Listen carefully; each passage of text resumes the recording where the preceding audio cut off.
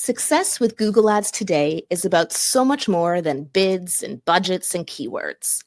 Lead generation and e-commerce accounts alike need to take a holistic view of the customer in order to drive sustainable, scalable results. To that end, this is ppc.zone April 2025 Full Funnel Paid Ads.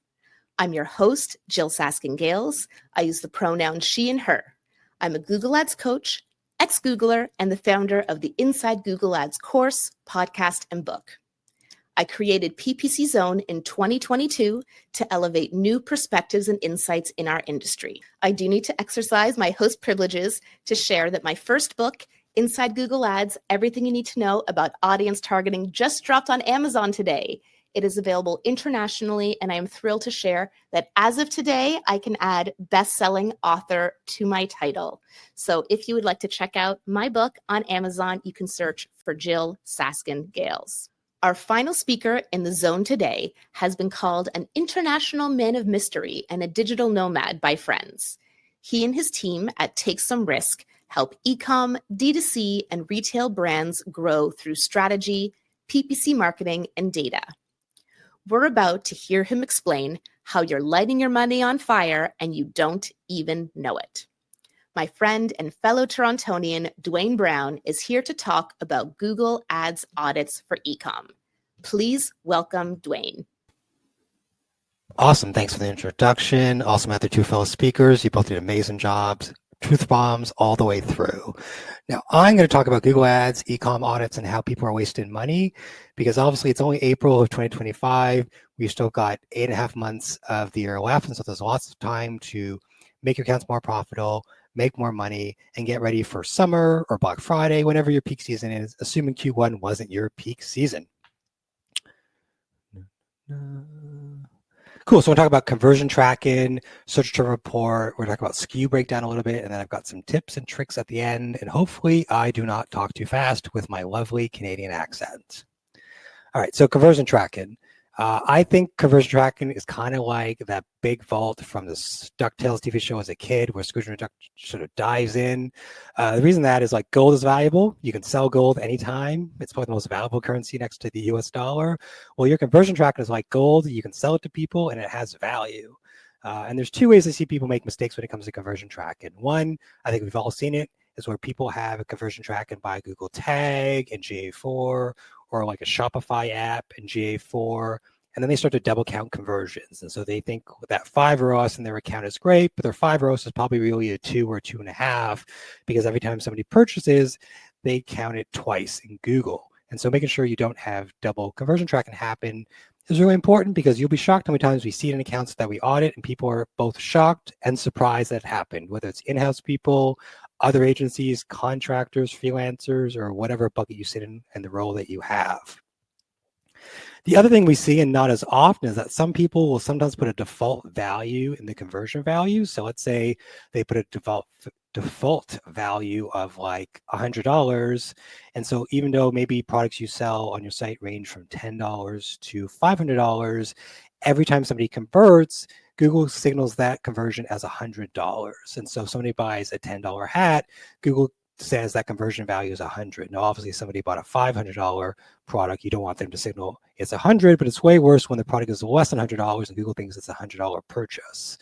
And so making sure you've got great conversion tracking, making sure things like phone calls are set up, leads are set up, even for our B2B ecom clients, form leads and conversions really matter. Then we look at things like, B2C clients, phone calls sometimes matter because sometimes they will sell things over the phone because, older audiences don't always want to fill things out online. And so making sure you've got your conversion tracking set up is really, really important. Now, the other thing I think about is I still love the search term report. Now, yes, the search term report is not as good as it was 5 years ago, 10 years ago, 19 years ago when I started the industry, but I rather some data than no data, because Google could have pulled like a PMAX and just taken away the search term report 100%. Then what would we do? So some data is better than no data. And the reason I think that is when you look at brands like this furniture brand we audited, they were spending a lot of money on things they don't sell. So like recliner chairs, zero gravity chairs. And though they got a few conversions for their massage chair that they did sell, if we didn't have things like the search term report, we wouldn't realize that they are spending money in places they don't want. And then the other thing I think about is like, if you're running PMAX, and I know some people love PMAX, I know some people hate PMAX, you've got search insights, obviously, where Google will tell you buckets of searches that are related to what you sell. I think it's still helpful to look at that to get an idea of where you're going search-wise. If you've seen things you don't love, Google still has search themes. I think a lot of people sleep on search themes, even though it's a great way to help guide and direct your PMAX campaign and tell Google, I kind of want to show up for searches around these things. You could even do your brand name or competitors, hint, hint. And then Google did say as of end of last month, the search term report is going to come to PMAX. So if you don't have it in your ad account yet, it's hopefully going to roll out, in the coming months. And by summer, hopefully you'll have it. Or if you're in ecom, hopefully have it before Q4. So I still have the search term report because now it's coming to PMAX, and that is a great thing in my book. SKU breakdown. Now, if you're in ecom, D2C, retail, whatever, you sell things on your website, the thing that I always see is sometimes people put too many SKUs in a campaign. And so let's say they've got like 1,000 SKUs on their site. They might set up one campaign for like $50 a day or $100 a day. And then they'll put all 1,000 SKUs in that one campaign. And then just like let it run. And the challenge with that is Google's really bad at budget distribution. It's really bad at taking your $100 and spreading it across all those SKUs, because in one case, there's too many SKUs in that campaign. But even if there wasn't, Google, like Meta, will often say and pick a winning SKU and then dump all your money in that winning SKU. And so one thing ad accounts need to think about, people who run them, is making sure you balance the number of SKUs in your campaign with the budget for those SKUs. Because if you've got too many SKUs and too little budget, you're just going to be like a car stuck in mud. You're going to spin your wheels and not get somewhere fast.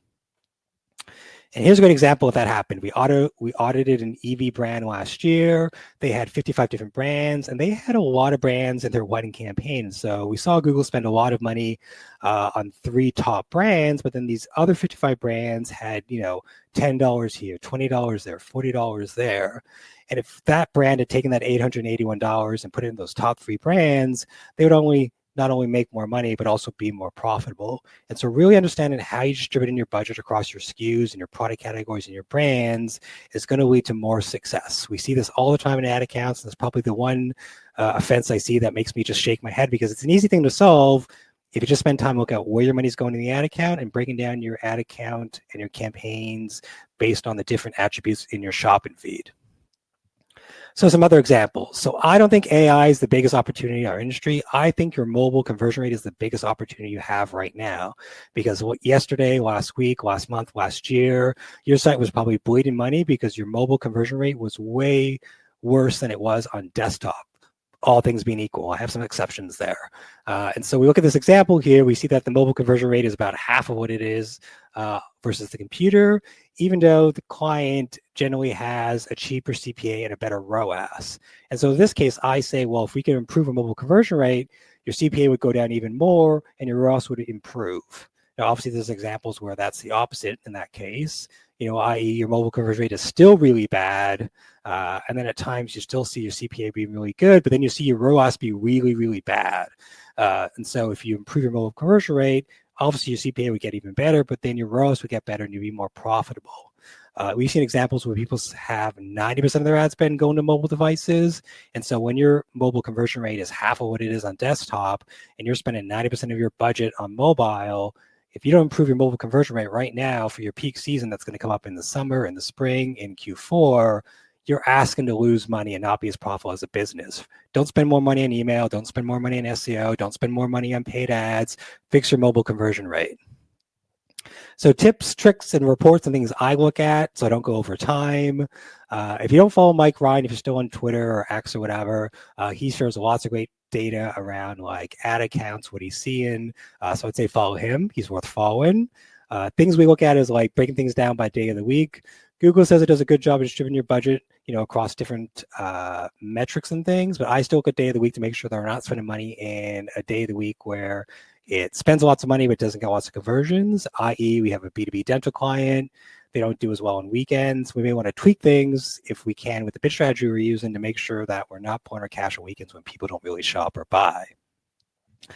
I like to break things down by network. It's probably the second thing I do after conversion tracking, because you'll be shocked how many people leave on display network, sometimes search partners, and sometimes those things do spend lots of money.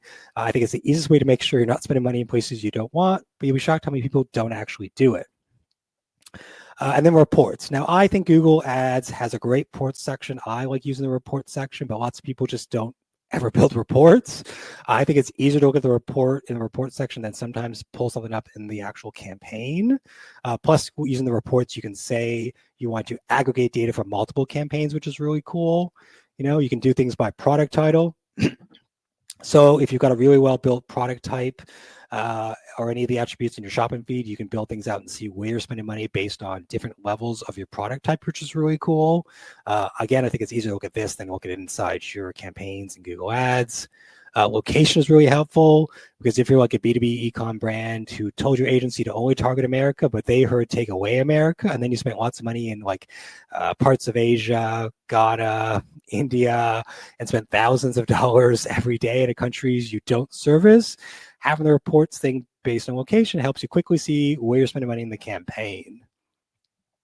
And so I said it earlier, which is kind of giving away the end of my talk, but I actually don't think that AI is our biggest opportunity. I think AI from an opportunity perspective is probably still another 2-ish years away, maybe 3 years away. Because if you think about it, we used to say the year of mobile since 2007, 2008 when the iPhone came out.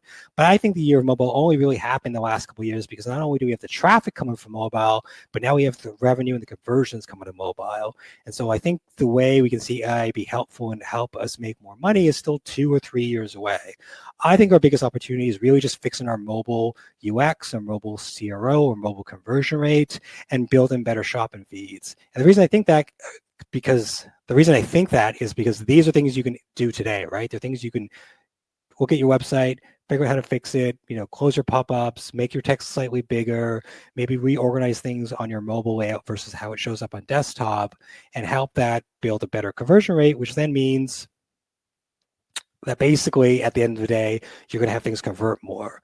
You can talk about AI, you can wax poetically about AI, but the impact of AI on your business is very small compared to you fixing your mobile site and or having a better shopping feed.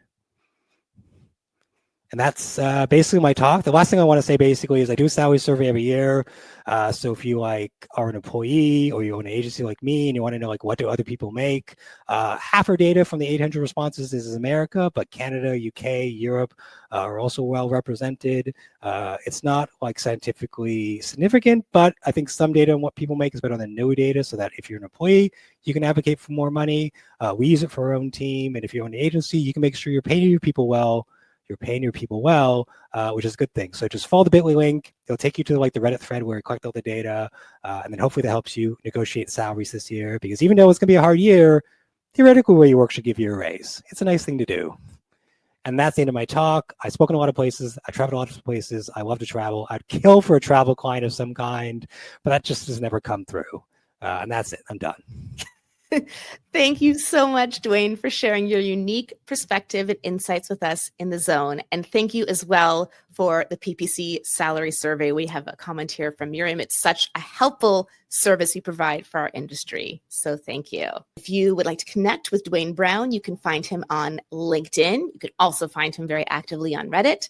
Our next event will be in June. If you would like to apply to speak at an upcoming PPC zone, you can do so on our website. That's ppc.zone. I'm your host, Jill Saskin-Gales.